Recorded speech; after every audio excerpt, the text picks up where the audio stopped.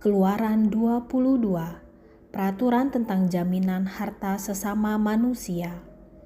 Apabila seseorang mencuri seekor lembu atau seekor domba dan membantainya atau menjualnya, maka ia harus membayar gantinya, yakni 5 ekor lembu ganti lembu itu dan 4 ekor domba ganti domba itu. Jika seorang pencuri kedapatan waktu membongkar dan ia dipukul orang sehingga mati, maka si pemukul tidak berhutang darah. Tetapi jika pembunuhan itu terjadi setelah matahari terbit, maka ia berhutang darah. Pencuri itu harus membayar ganti kerugian sepenuhnya. Jika ia orang yang tak punya, ia harus dijual ganti apa yang dicurinya itu. Jika yang dicurinya itu masih terdapat padanya dalam keadaan hidup, baik lembu, keledai, atau domba, maka ia harus membayar ganti kerugian 2 kali lipat. Apabila seseorang mengembalakan ternaknya di ladangnya atau di kebun anggurnya, dan ternak itu dibiarkannya berjalan lepas sehingga makan habis ladang orang lain, maka ia harus memberikan hasil yang terbaik dari ladangnya sendiri atau hasil yang terbaik dari kebun anggurnya sebagai ganti kerugian.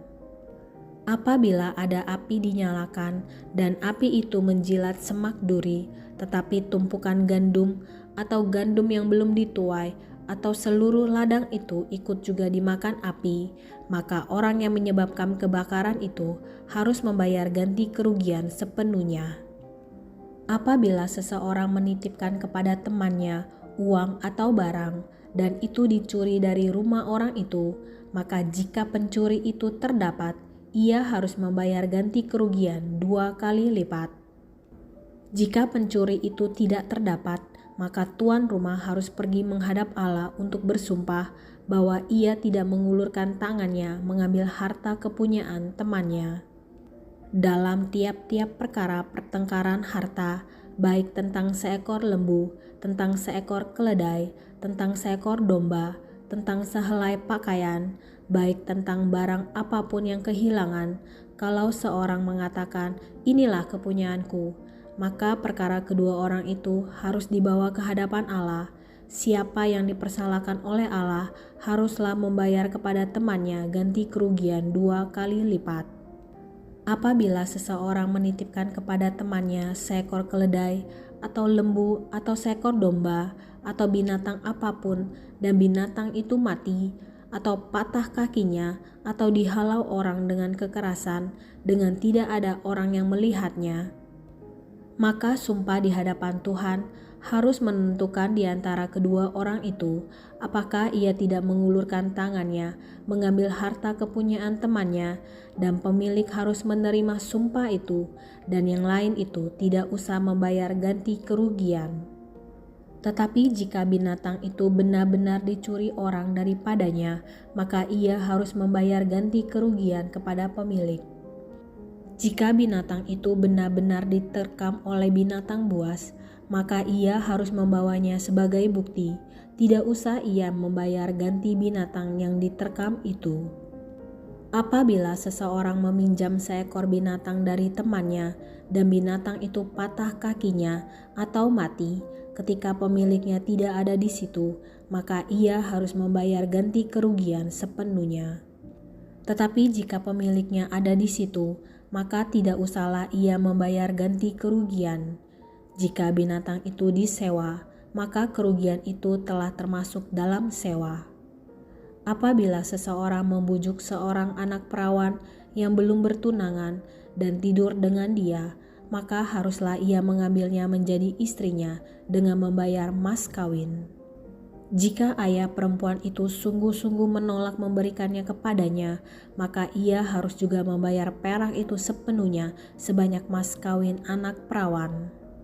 Peraturan tentang dosa yang keji. Seorang ahli sihir perempuan janganlah engkau biarkan hidup. Siapapun yang tidur dengan seekor binatang, pastilah ia dihukum mati. Siapa yang mempersembahkan korban kepada Allah kecuali kepada Tuhan sendiri, haruslah ia ditumpas. Peraturan tentang orang-orang yang tidak mampu. Janganlah kau tindas atau kau tekan seorang orang asing, sebab kamu pun dahulu adalah orang asing di tanah Mesir. Seseorang janda atau anak yatim janganlah kamu tindas. Jika engkau memang menindas mereka ini, tentulah aku akan mendengarkan seruan mereka jika mereka berseru-seru kepadaku dengan nyaring. Maka murkaku akan bangkit dan aku akan membunuh kamu dengan pedang, sehingga istri-istrimu menjadi janda dan anak-anakmu menjadi yatim. Jika engkau meminjamkan uang kepada salah seorang dari umatku, orang yang miskin di antaramu, maka janganlah engkau berlaku sebagai seorang penagih hutang terhadap dia. Janganlah kamu bebankan bunga uang kepadanya. Jika engkau sampai mengambil jubah temanmu sebagai gadai, maka haruslah engkau mengembalikannya kepadanya sebelum matahari terbenam. Sebab hanya itu saja penutup tubuhnya, itulah pemalut kulitnya. Pakai apakah ia pergi tidur?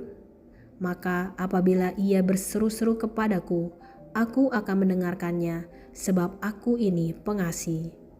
Berbagai-bagai peraturan. Janganlah engkau mengutuki Allah, dan janganlah engkau menyumpahi seorang pemuka di tengah-tengah bangsamu. Janganlah lalai mempersembahkan hasil gandummu dan hasil anggurmu. Yang sulung dari anak-anakmu lelaki haruslah kau persembahkan kepadaku.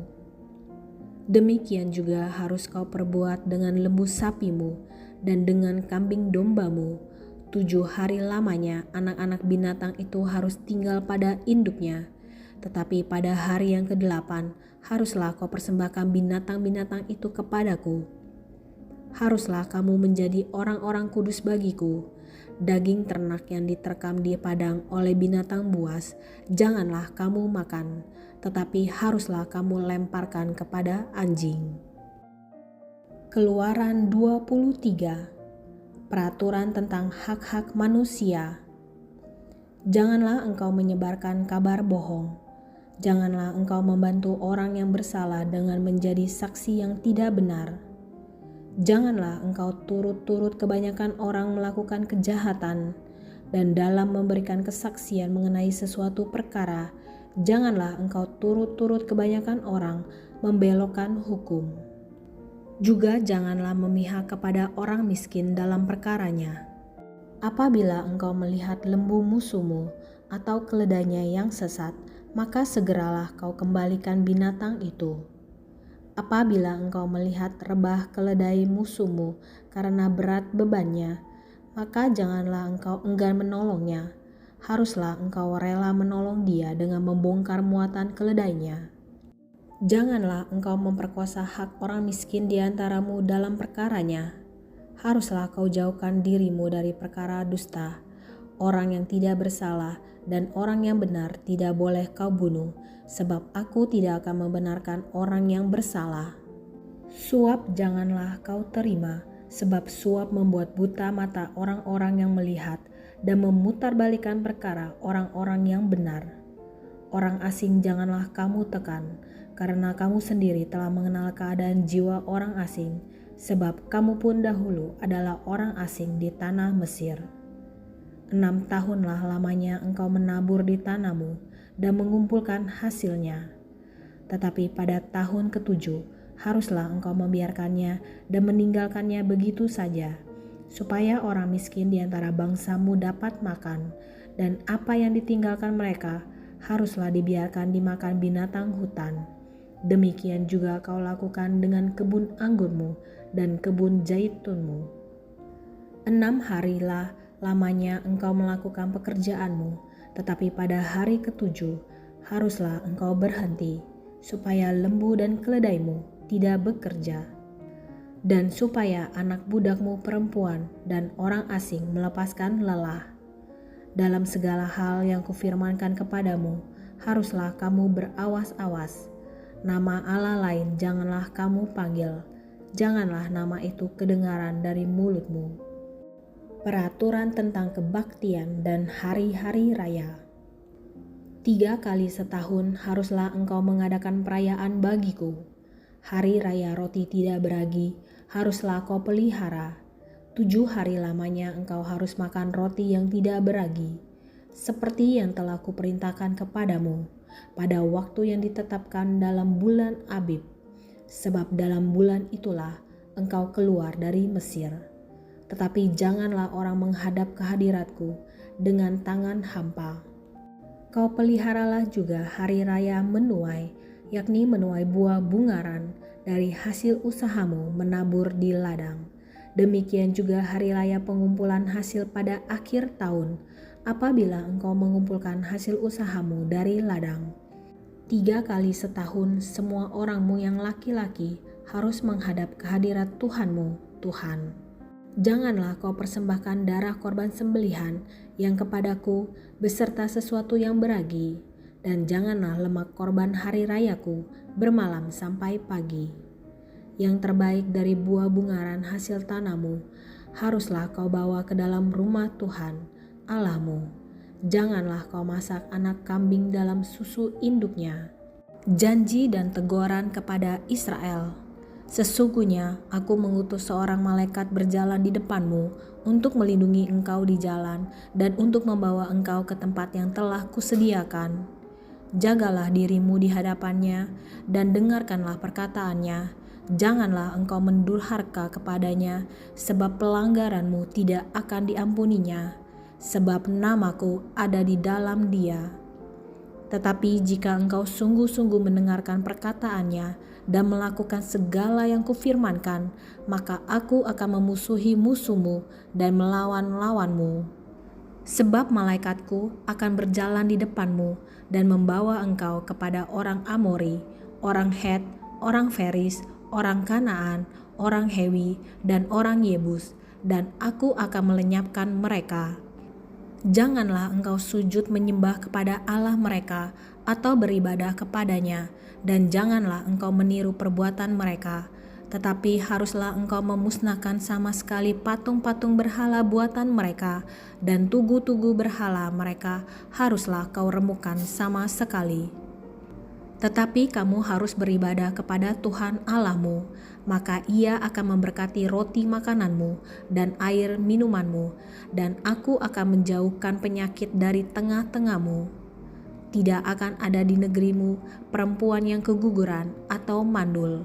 Aku akan menggenapkan tahun umurmu. Kengerian terhadap aku akan kukirimkan mendahului engkau. Aku akan mengacaukan semua orang yang kau datangi, dan aku akan membuat semua musuhmu lari membelakangi engkau. Lalu aku akan melepaskan tabuhan mendahului engkau, sehingga binatang-binatang itu menghalau orang Hewi, orang Kanaan, dan orang Het itu dari depanmu. Aku tidak akan menghalau mereka dari depanmu dalam 1 tahun, supaya negeri itu jangan menjadi sepi, dan segala binatang hutan jangan bertambah banyak melebihi engkau. Sedikit demi sedikit aku akan menghalau mereka dari depanmu, sampai engkau beranak cucu sedemikian, hingga engkau dapat memiliki negeri itu. Aku akan menentukan batas daerahmu dari laut Teberau sampai laut Filistin, dan dari padang gurun sampai sungai Efrat. Sebab aku akan menyerahkan penduduk negeri itu ke dalam tanganmu, sehingga engkau menghalau mereka dari depanmu. Janganlah mengadakan perjanjian dengan mereka ataupun dengan Allah mereka. Mereka tidak akan tetap diam di negerimu, supaya mereka jangan membuat engkau berdosa kepadaku dengan beribadah kepada Allah mereka, sebab tentulah hal itu menjadi jerat bagimu. Keluaran 24. Upacara pengikatan perjanjian antara Tuhan dengan bangsa Israel. Berfirmanlah Ia kepada Musa, "Naiklah menghadap Tuhan, engkau dan Harun, Nadab dan Abihu, dan 70 orang dari para tua-tua Israel, dan sujudlah kamu menyembah dari jauh." Hanya Musa sendirilah yang mendekat kepada Tuhan. Tetapi mereka itu tidak boleh mendekat, dan bangsa itu tidak boleh naik bersama-sama dengan dia. Lalu datanglah Musa dan memberitahukan kepada bangsa itu segala firman Tuhan dan segala peraturan itu. Maka seluruh bangsa itu menjawab serentak, segala firman yang telah diucapkan Tuhan itu akan kami lakukan." Lalu Musa menuliskan segala firman Tuhan itu. Keesokan harinya pagi-pagi didirikannya mezbah di kaki gunung itu dengan 12 tugu sesuai dengan ke-12 suku Israel.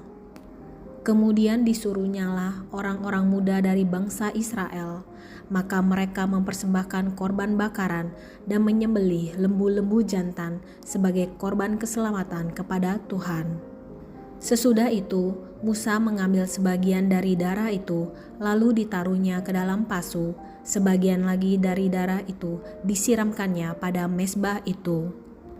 Diambilnyalah kitab perjanjian itu, lalu dibacakannya dengan didengar oleh bangsa itu, dan mereka berkata, "Segala firman Tuhan akan kami lakukan dan akan kami dengarkan." Kemudian Musa mengambil darah itu dan menyiramkannya pada bangsa itu serta berkata, "Inilah darah perjanjian yang diadakan Tuhan dengan kamu berdasarkan segala firman ini." Dan naiklah Musa dengan Harun, Nadab, dan Abihu dan 70 orang dari para tua-tua Israel. Lalu mereka melihat Allah Israel, kakinya berjejak pada sesuatu yang buatannya seperti lantai dari batu nilam dan yang terangnya seperti langit yang cerah. Tetapi kepada pemuka-pemuka orang Israel itu tidaklah diulurkannya tangannya. Mereka memandang Allah, lalu makan dan minum.